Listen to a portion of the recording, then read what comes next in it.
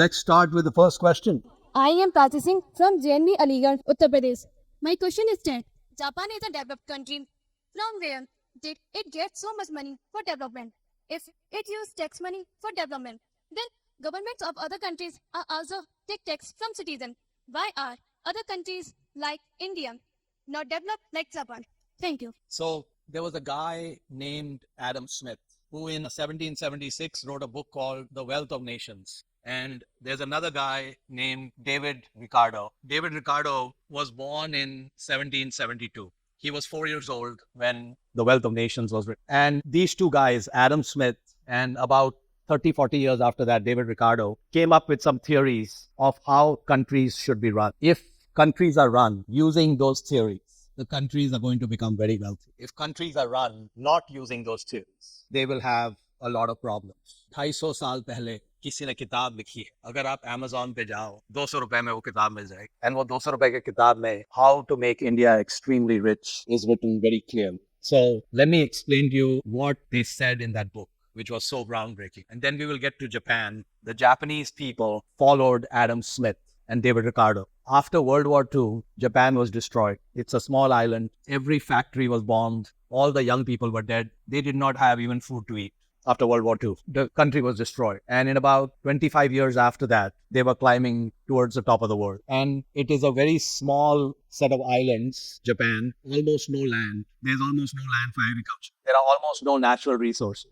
They had almost nothing. And without any natural resources and not much crops, they became a very wealthy civilization. The same thing happened with Singapore. In 1950, the per capita GDP of India and the per capita GDP of Singapore was the same, equal. Singapore was a swamp, very small place, very hot, lot of malaria, lot of problems. It has amongst the highest per capita incomes in the world, only because these leaders read two books. And for the last 75 years or 80 years in India, they have thrown those books away. And when you throw those books away, you end up with a very poor country. So let me explain a little bit about what was in these books and why it is so important that these books get followed.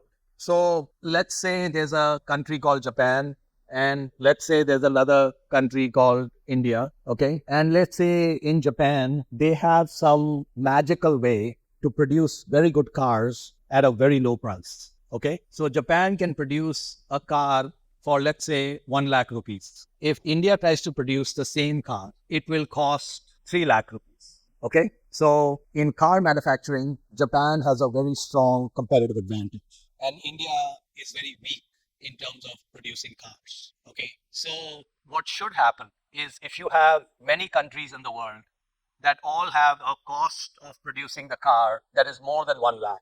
According to Adam Smith and David Ricardo, none of those countries should produce a single car. They should import all the cars from Japan. So if you follow Adam Smith and David Ricardo, India would not produce any cars.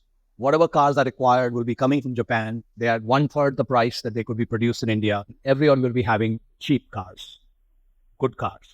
And let's say India has an advantage. Now, I want to give you a real example for India. India has, let's say, आपको पता है झींगा क्या होता है? Shrimp, prawn. Okay.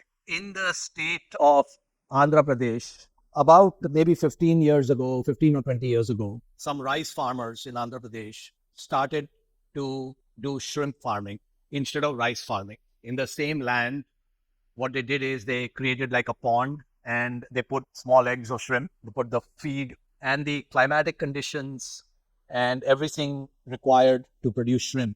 It turned out that Andhra Pradesh had the perfect setup for all of that. And first, very few farmers started producing shrimp, and they were producing shrimp at a cheaper cost and price than anywhere in the world. Before the Andhra farmers started producing shrimp production was done mainly in Thailand. And Thailand was the place in the world which had the lowest cost shrimp production. After Andhra started rising with low cost shrimp production, they wiped out the Thailand shrimp industry because the Thailand shrimp industry could not compete. The Andhra shrimp is exported all over the world. When I have shrimp in the US, it is from Andhra Pradesh. The farmers who were on bicycle when they were doing rice farming, they now all have SUV.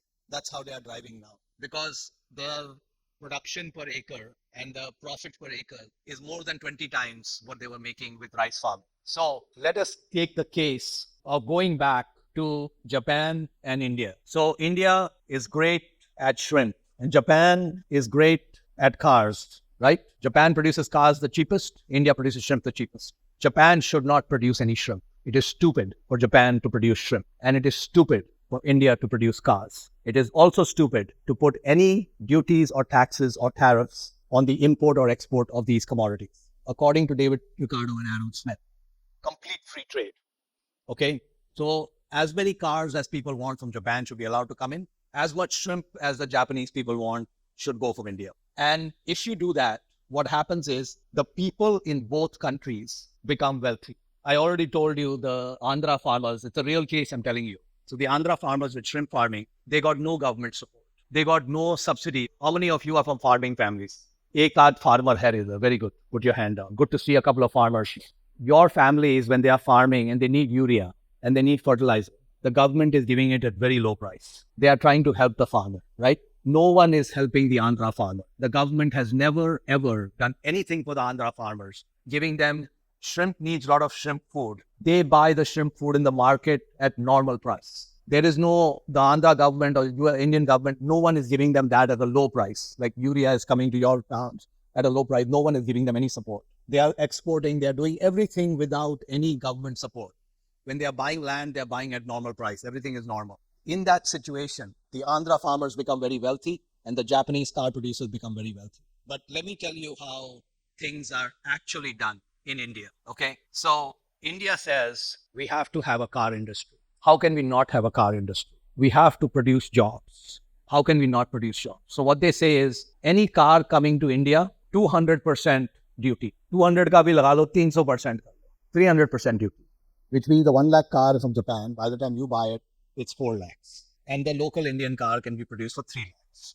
So when you put 300% duty, India will start manufacturing cars. Because now somebody can make the cars for 3 lakhs and can make money. But when you do that, what happens is Japan puts 300% duty on Indian shrimp because उनकी गाड़ियों पे आपने duty लगा दी है तो वो थोड़ी ऐसे फ्री में सब आने देंगे अगर आप उनको अलाउ नहीं कर रहे हैं. It's a equal trade, right? And so now the Andhra farmer who was exporting to Japan is not able to export to Japan. And what David Ricardo said is that when you do these things, what is happening is that the resources of a country are being poorly utilized. So what India should be doing is without any government interference, let the industries that it has a natural advantage in grow and prosper and let them export those things around the world. Now, India, for example, has a very big IT industry, right? The IT industry did not exist 40 years ago. It did not exist even 35 years ago. And the IT industry grew a lot with no government support. The government has never really helped for our export zone, thode parks bana diye, but for the most part, just like the shrimp farmers in Andhra Pradesh, the IT industry grew and got advantage on its own because India was producing a lot of engineers and programmers. It had an advantage over the whole world and it started exporting IT services into the whole world with a lot of foreign exchange coming in. That is still going on today, right? So that's an example of competitive advantage, which was naturally created. And what Adam Smith and David Ricardo said is don't mess with the natural order of things. Let the natural order of things be the way that it is. Now, there was a protest, big protest a few years back on the farm bill. You know, when the Modi government was trying to introduce the farm bill, some farmers in Punjab protested and there were a lot of even violent protests and that bill died. That never became the law, right? So what should happen with farming in India, according to Adam Smith and David Ricardo? What should happen is there should be no rules and no laws. Let it work naturally. So to give you an example, Nishikant over here, who is doing such good photography, comes from a farming family in Satara in Maharashtra. His father had 4 brothers. His grandfather had 20 acres of land. The 4 brothers, each family now has 5 acres of land. It is illegal in Maharashtra for a farming family to buy land more than 17 acres. Even if they have the money to buy, they cannot buy. Adam Smith and David Ricardo are turning in their graves when they hear these things. वो बहुत दुखी है ये सब सुन के. मेरा एक दोस्त है, वो फार्मर है. Iowa में. Iowa is a state in the United States. He does corn and soybean farming. His farm is 5,000 acres. 5,000 acres. The number of people in total working on that farm is 7 people. There are a total of 7 people who farm 5,000 acres. He used to have about 1,000 acres 6-7 years ago. What happened is that they introduced some advanced tilling machines, advanced tractors, and advanced harvesting machines where no human is in the tractor. They put the tractor at the beginning of the field. It's a big combine. They program it. वो दिन रात चल के पूरा plowing करता है, planting the seed करता है, harvesting करता है. वो tractor में कोई आदमी नहीं. These 7 people who are running these 5,000 acres, none of them step into the land. It is all done by robots. Okay? All done by robots. When they produce corn in Iowa, no country in the world can produce it at a lower price. Do you think a corn farmer in India with 5 acres can compete with that guy? There is no chance. But what happens is that the Indian government will want to protect the Indian farm from the Iowa farm. Import band kar denge, tax laga denge, sub inefficiency aa jayegi. What you have to do in India is take away all the laws. So if Nishikant's family wants to have 50 acres and they have the money to buy it at market price, let them buy the 50 acres.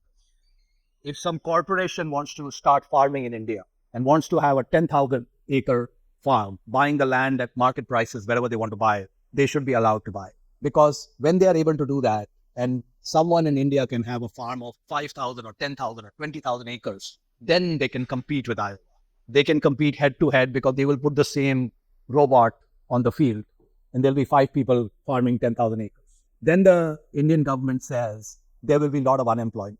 So you don't need to worry about the unemployment. What will happen is the people who get unemployed, they will learn IT, they will learn shrimp farming, they will learn to do something else, and the economy will adjust. So you have to have faith that that adjustment will take place. In the United States, in 1776, when the United States was created, 85% of the population was doing farming. 85% of the population was doing farming in 1776 because there was no mechanization.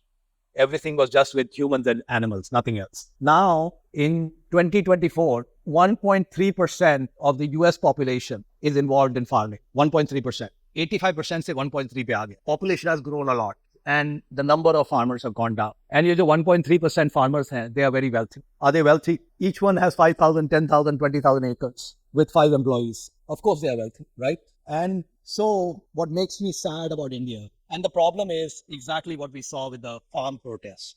Any prime minister who comes in, who tries to do what I'm trying to say they should do, may get assassinated, will get thrown out of office because a lot of people will get upset.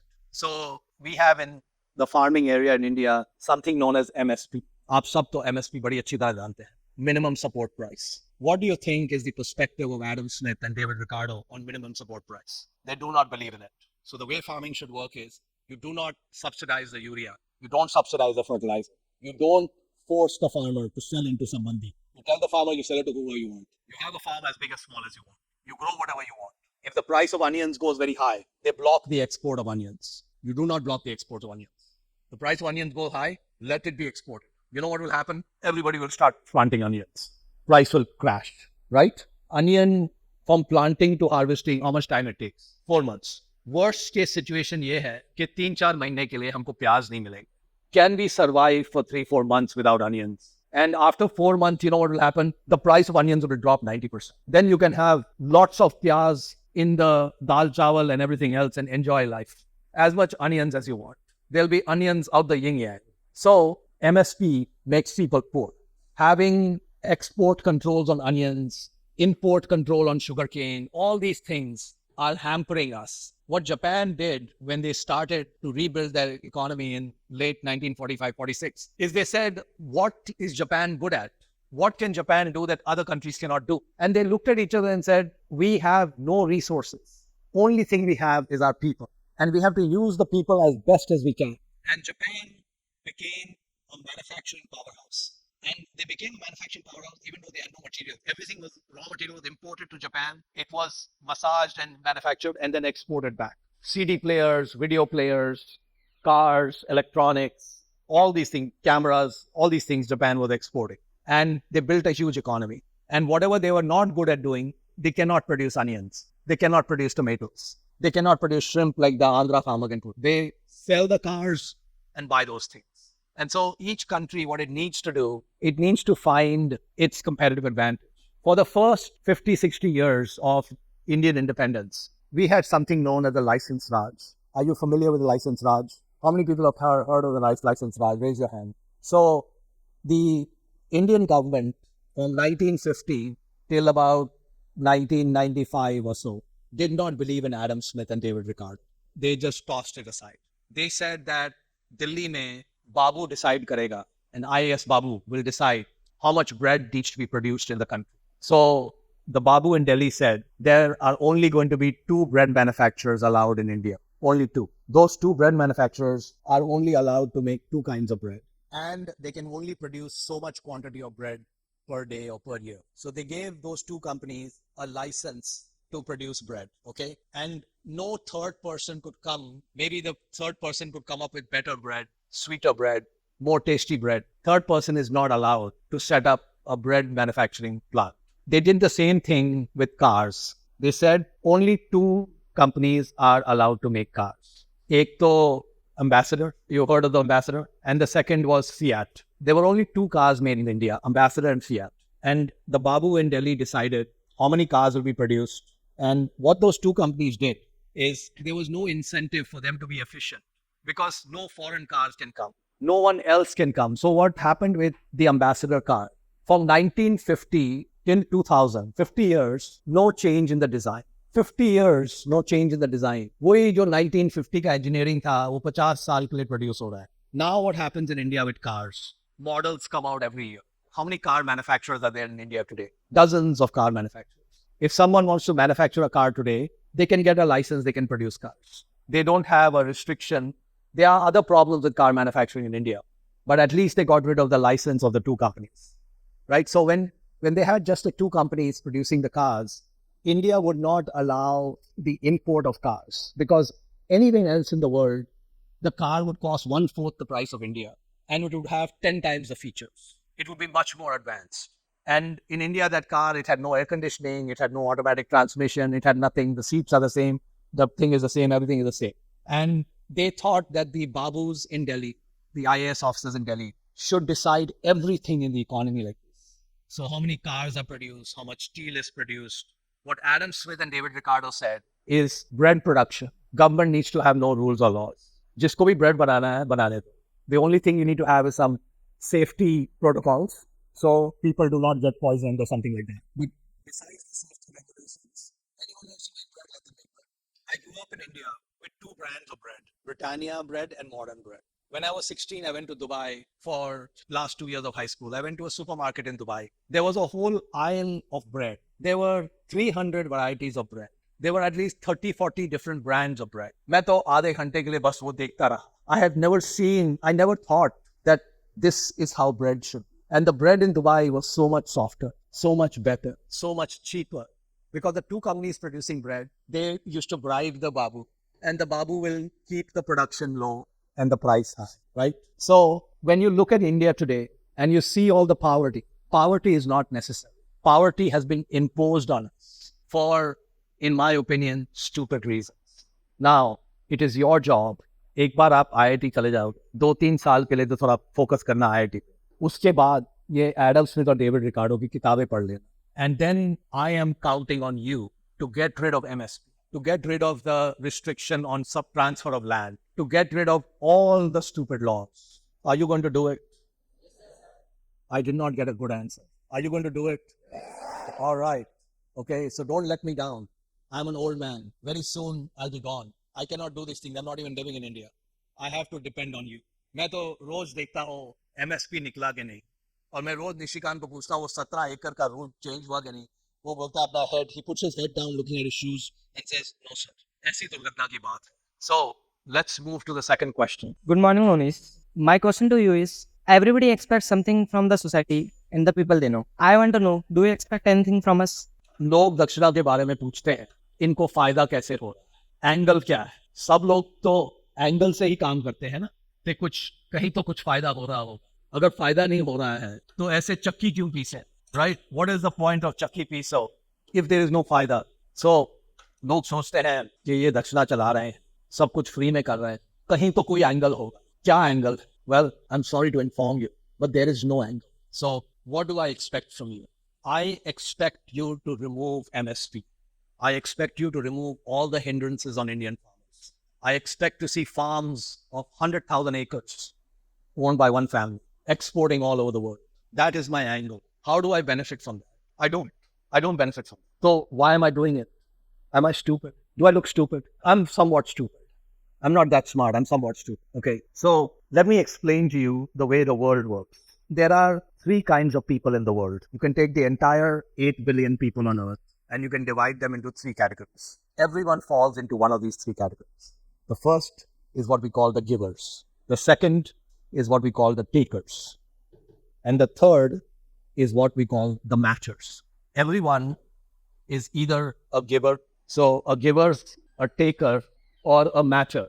Okay? These are the only three kinds of people. You can either be a giver, or you can be a taker, or you can be a matcher. A giver is someone who basically always trying to help others without really looking at how they will gain. They are just saying, कि इसको help चाहिए, मैं इसको help कर देता हूँ. They are not really concerned कि मेरा क्या होएगा. We can say Gandhi was a giver. Mother Teresa was a giver. And if you start looking, you will find many, many givers in this world. So that's the givers, number one. The takers. We have lots of takers. Takers are saying, I want to take as much as I can from whoever I can to the maximum. Whether I afford or whether I am entitled to it or not, I want to get my unfair share. They are just selfish people. They only want to care about themselves. So that's the takers. The matchers, वो math करते हैं. वो कहते हैं अच्छा इसने मेरे लिए थोड़ा एहसान किया था जब मेरे पास पैसे नहीं थे मेरे को थोड़ा पैसा दिया था I will do the same for him. He gave me 10,000 rupee loan when I needed it. He's a good person. I will give him 10,000 rupee loan if he ever needs it. So they are doing हिसाब किताब.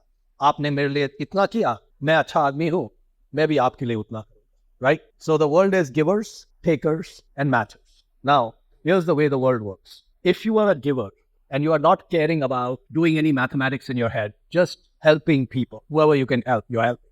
Everybody wants to help you. Okay? So when you are trying to be a giver, you cannot be a giver. Sari dunya is trying to help you because they feel you are such a noble soul.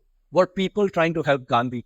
Yes. Millions of people were following him. Millions of people would do anything for him. When he died, there are millions of people who assumed because they felt he did so much for us, we should do whatever we can for him, right? So the paradox of the world is that if you try to be a giver, you end up getting more than the taker. The most stupid out of the three is the taker. Because what happens with the taker? Nobody wants to deal with it. Once you figure out कि मैंने उसको 10,000 दिए थे, कभी वापस नहीं आए. दूसरा तो कभी 10,000 जाएगा नहीं उनके पास. One and done. You know, like I was saying, fool me once, shame on you. Fool me twice, shame on me. एक बार तो उल्लू बना लोगे. बार बार थोड़ी उल्लू बनाओगे. You can only get the 10,000 once. So you can only fool people once. After that, you lose the ability. You have to find new people to fool. So what the takers are doing is they're continuously looking for new people to fool. So coming back to your question about the angle, you were asking about the angle. We don't need anger. The reason we don't need anger is the way to get the most is to give the most. The way to get the most is to not have an anger. So बहुत लोग confuse हो जाते हैं. ये जब निशिकाल जाते हैं ना, different schools he goes to. We are trying to get scholars from non-JNVs. So we told him to go to 200-300 schools every year and try to explain to them about Dakshana. He has a problem. Every time he goes to those schools and he explains to them, कि सब कुछ free. They don't believe. They ask him, angle क्या है? असली में बताओ क्या बात? What is the truth? Is Dakshana free? Yes. Are you paying anything? Is there some people getting free and some people paying? So angle क्या है? What is the angle? Am I stupid? So why am I doing this? Why have Dakshana? By having Dakshana, every year I have less money, right? So why have Dakshana? Let me explain why we have Dakshana, okay? So you can understand what the angle is. So what is the day I'm going to die? Do you know the day I'm going to die? Do you know the day you're going to die? जब आप IIT जाओगे ना, आप Google से पूछना, मेरी मृत्यु कब होने वाली? Google will give you the date. Then you'll have the date. Then all your problems are solved. So God Google told me that I'm going to die on June 11, 2054.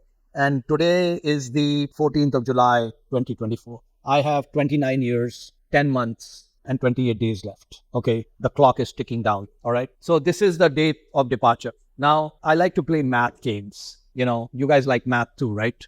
I like math too. It's fun to play math games. So the math game I'm playing is that on June 10th, 2054, one day before departure from planet Earth. I want to have rupees 1 lakh left with me. Okay, so on June 10th, 2054, if someone looks at all my assets, any property I own, any belongings I have, anything I have, all of that total has to be less than rupees 1 lakh.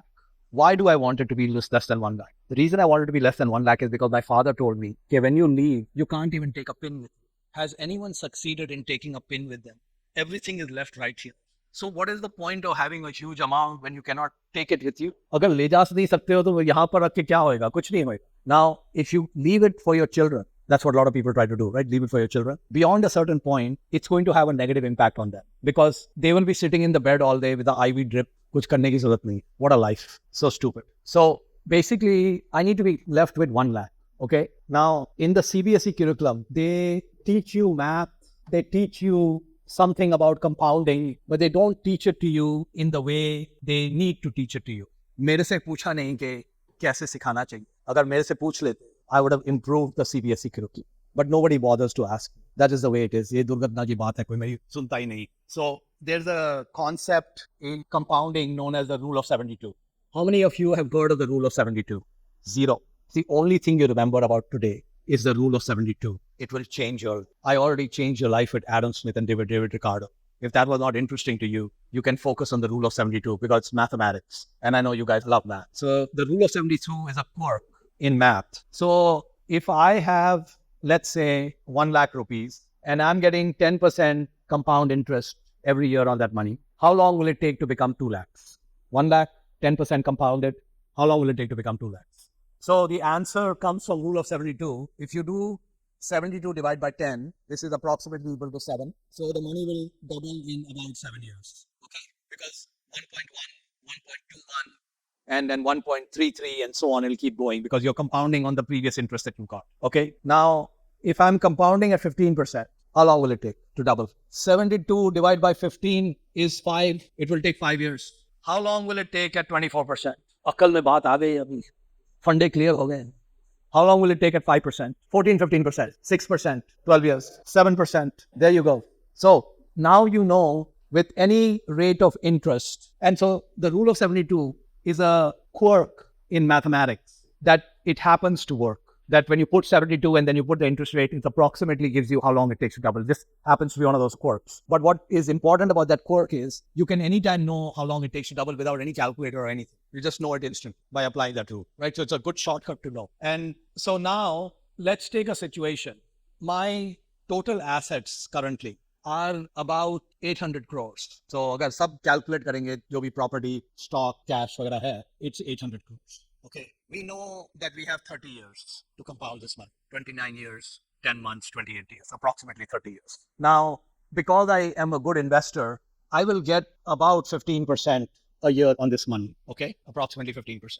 So if it's 15%, it doubles every 5 years. We have 30 years, 6 doubles, 2 to the power of 6. What is 2 to the power of 6? 2 to the power of 6 is 64. So what is 800 crores times 64? So Abhi, let's say that 800 crore hai, and let's say by 100 kar le, it will be 80,000 crores. And then 50 kar le, it will be 40,000 crores. So maybe let's say 50,000 crores. Okay, approximate kar lete hain, that this will be 50,000 crores, right? But there is one more engine. I have 2 engines for making money. This is engine number 1. Then there is engine number 2. People have given me about 9,000 crores to invest for them. उन्होंने मेरे को 9,000 crore दिया है कि आप invest करो और उसका जो फायदा होता है वो हमको दीजिए. My deal with them is that first 6% return goes to them. Okay, everything above 6%, I get 1/4, they get 3/4. Okay, so let's say for example I do 10% a year. 6% will go to them, 4% left, I will get 1%, they'll get 3%. So if I do 10% a year, I will keep getting 1% a year fee on top of that. If I do 15% a year, I will get 2.25%. Okay, so let's say ज़्यादा नहीं 10% ही होता है. तो हर साल 1% मिल रहा है इधर से, right? Which is approximately equal to 90 crores. Now this number is also going up. Every year it's going up. So this number will also go up. So when I calculate in 30 years what this number is, it may be, I don't know, let's say it might be like 20,000 crores or something. You know, because that number keeps increasing and then I keep getting the 1% and all that. So we end up with 70,000 crores. लेकिन मैंने आपको बोला है कि मरने से एक दिन पहले I want to be at 1 lakh. I don't want to be at 70,000 crores. Now, because I like investing so much, I cannot shut it off. It's bimari si hai. I am addicted. So the engine will keep running. So I decided 17 years ago that to bring this number down, we need a third engine. The third engine is to take the number down. And the third engine is Dakshana. So मैंने 17 साल पहले दक्षिणा इसलिए शुरू किया कि ये number को एकदम नीचे लेकर 1 लाख पे गया. लेकिन अभी क्या हो रहा है लास्ट 17 साल में वो जो कंपाउंडिंग इंजन चल रहा है वो ऐसी रफ्तार से चल रहा है that the money I have given away is not made any dent. It has continued to increase. So I keep telling Nishikant, please थोड़ा और खर्चा करो, थोड़े और student low. So I have to keep finding ways to give the money away. And therefore, I am in the giver category of people. And what happens is when I'm in the giver category of people, people want to give me more. I'm trying to give it away. Now, what is happening every year? Let me explain to you what's going on. Every year, Dakshana is spending 24 crores. This is the expenditure we are doing every year. And अभी क्या होता है कि हर साल बाकी दूसरे लोग 25 करोड़ दक्षिणा को दे रहे हैं हर साल. Dakshana is getting 25 crores from not my family, from other people. Okay? And I'm trying to tell them, please, you are not helping the objective. So what is happening now is that we have to increase the spending a lot more. And so I'm continuously talking to Nishikant and others कि ये 25 करोड़ को 50 करोड़ कैसे करें. So that's the situation. And let's move to the next question. Good morning, Mohnish. I am Nadeep Singh from JNV Gonda, Uttar Pradesh.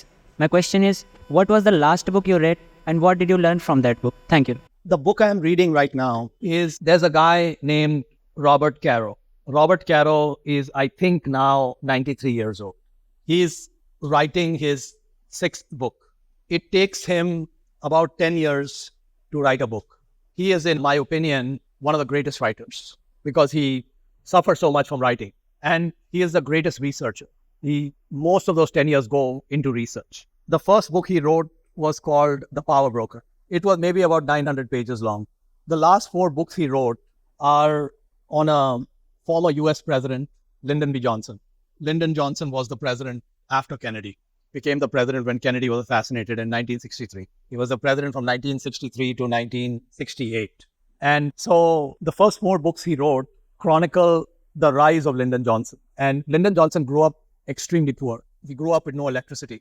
And he grew up in a very, very poor part of the US. He went to a third-rate useless college. And when he was in the third-rate useless college with no money, family was very poor, he told his friends, one day I will be president of the United States.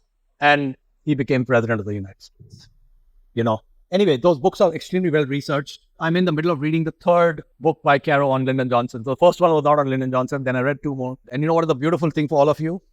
Is you have 6 Caro books to read, 5,000 pages. Nothing could be more exciting. Maybe you can read Robert Caro after Adam Smith and after David Ricardo. Next question. My name is Mridul Gupta from JNV Uttar Pradesh. My question is, why have you selected JNV student for this program? Many other students from school like KV and government school are also put. Thank you. So we looked at Kendra Vidyalaya quite a bit. The problem with Kendra Vidyalaya is that there are a lot of government employees whose children go to Kendra Vidyalaya. If you are an employee of the government, you are above the income threshold for Dakshan.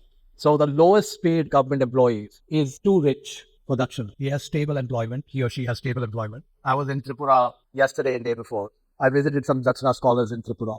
First family we visited was a tribal family living in the forest.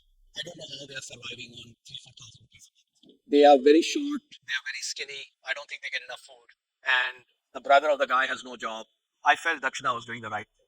Government employee making 22,000 may not be rich, but they have some resources. And so even though I want to give the money away, one of the things that's important to me in playing the game is we want the money to be extremely well used. So we have opened up to a lot of other school systems. We are now taking kids to EMRS, Eklavya Model Residential School, which is for tribal kids. We are taking kids from Andhra Pradesh. Yeah, we are also taking some kids from Ladakh, from the local schools in Ladakh. So we are looking at school systems which are likely to deliver to us kids where the income may be less than half of what a government employee is paid. My assumption is that many of you fit that income range and many of you come from farming families. अभी मेरी तो कोई सुनता नहीं है. अगर कोई मेरी सुन लेता 70 years ago, you would not be here. You would be so wealthy that you would have no interest in studying art for engineering. मरता क्या नहीं करता. So, but because nobody listened to me, your families remain poor. And now you have to chuck so here and listen to me. So, but hopefully you will make the change needed so that farming families in India become very wealthy. Next question. Good afternoon, Mohnish. I am Palchan Singh from JNV Nagar, Uttar Pradesh. My question is, why do you choose JNV, particularly a part of Dakshana program? Although UPSC is one of the most opted careers in India, many students dream of joining civil service as well. Thank you. Historically, we have not picked UPSC because typically people prepare for UPSC after graduation. And after graduation, they are not so poor. They have some money. So many Dakshana scholars have gone to IIT or NIT. They've had very good jobs. They have left the job, taken 1 year off, and then taken the UPSC exam. And so historically, we have felt that those people don't have a money issue. But what I decided recently, because the amount बहुत ज़्यादा बढ़ रहा है, कुछ तो करना पड़ेगा. So I told them that we should start training for NDA and training for UPSC. Now, the problem with UPSC also is there are not many seats. It's not like engineering. There are very few seats. And we cannot prepare that many people. So it will not make a big dent in the numbers. But what we will start doing is we'll talk with Navodaya about seeing if we can get a campus, one campus for UPSC. Well, UPSC training we will do at our Dakshana Valley campus because that is after they finish in Navodaya. But NDA, we will work on getting a campus where we can take 50 kids a year for NDA training and then take it from there. So that's a great question. Thank you. Next question. Good afternoon, Mohnish. I am Yuras from JNV Gorakhpur, Uttar Pradesh. What is the motive behind Q&A session? Thank you. What is the purpose of the Q&A session? Anyone want to try to answer that question? The purpose of the Q&A session is to get rid of MSc, is to make farmers rich. I'm just trying to make farmers rich. And since making farmers rich is not in the CBSE curriculum, it is not in the IIT curriculum, it is not in the AIMS curriculum. So I have to put it in the Mohnish curriculum. And the purpose of these sessions is to give you the tools to make Indian citizens extremely wealthy. So Dakshana becomes unnecessary. So that is the purpose of these sessions. Next question. Good afternoon, Mohnish. I am Priyanka from JNV Ambedkar Nagar, Uttar Pradesh. My hobby is playing chess and I wish to achieve great height in this game. But in these 2 years, we are expected to focus only on our studies. So, it is possible to manage both chess and studies? Thank you. Have you guys heard of Warren Buffett? Have you heard of Bill Gates? Somebody asked Warren Buffett and Bill Gates separately, what is the secret to your success? Why did you become so successful? The answer both of them gave without knowing that the other person gave that answer was focus. So if you want to go anywhere in life, you have to go all in on one core activity. Like the Andhra farmers went all in on shrimp farm, or Bangalore went all in on IT.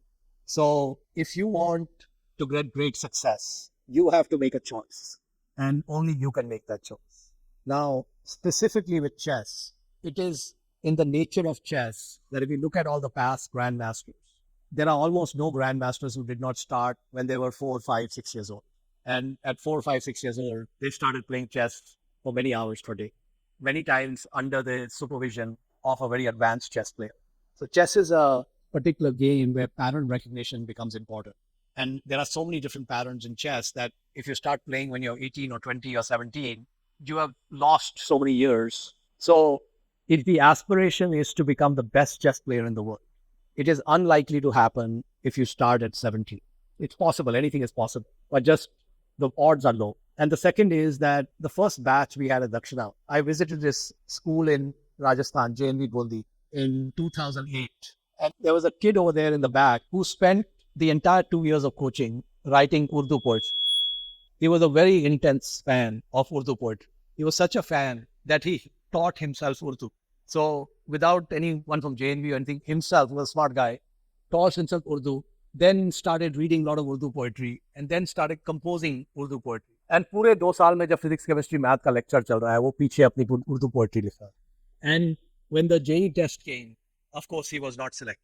And he came for our award ceremony. Anyone can come, whether you got selected or not, anyone can come.